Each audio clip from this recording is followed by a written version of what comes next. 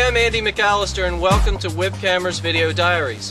Today we're heading up to the Cowan-Shannock Creek watershed up in Armstrong County, where for over 20 years a dedicated group of conservationists have been using water from an abandoned mine site for an unusual purpose. Sounds kind of fishy to me. Let's go. For over 20 years, a borehole draining an abandoned mine has been used to raise thousands of trout for stocking in the Cowan-Shannock Creek watershed.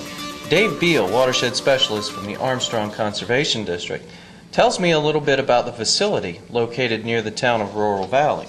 This is a borehole that actually was drilled to relieve the water level in the mines when they were operating. Yeah, that was DEP settlement money from erosion and sediment violations in the county. And the wood also came from a local logger who had a violation and decided to donate some wood for in lieu of paying a penalty. The little water wheels, that's the idea of the fellow next door. Yeah. That adds some oxygen. The design of the conveyance channel here was conservation district. We also have an aerator set up. That little house over there houses an aerating system.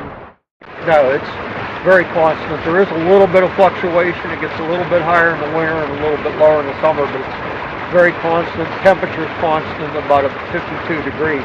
And the temperature is a big thing. We probably wouldn't want to be raising trout in red water if it wasn't for that cold water.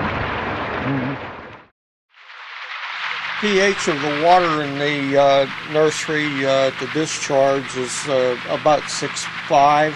Occasionally we get it up to about 6.7 and sometimes down as low as about 6.3. The iron around 10 parts per million as an average. Sometimes it jumps up a little bit higher. Now Dave, why doesn't the iron affect the trout? Iron is not toxic to the trout.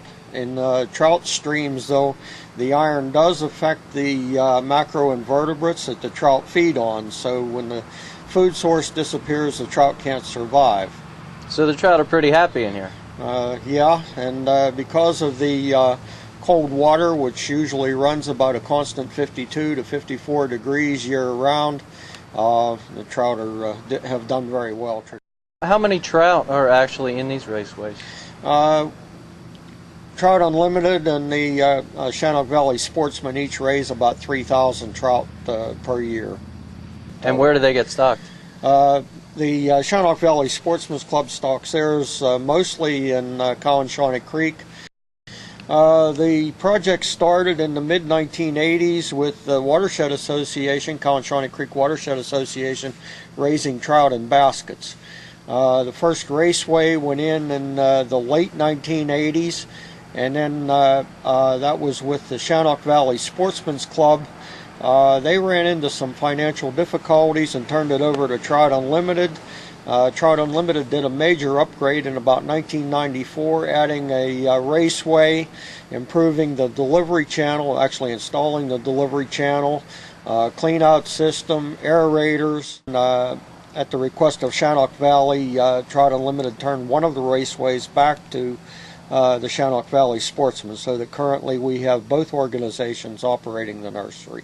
Now the aerators in the system, in the raceways, that runs on electricity. That's correct. And the electric bill for that? Trout Unlimited reimburses the landowner who actually the electric comes through his system. The Trout Unlimited reimburses him for the electric power annually. And the cost of running the whole operation is pretty much funded through Trout Unlimited's annual banquet.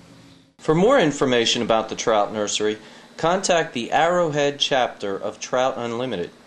And for more information about abandoned mine reclamation activities in Armstrong County, you can contact the Armstrong Conservation District. WPCAMR Video Diaries are produced by the Western Pennsylvania Coalition for Abandoned Mine Reclamation.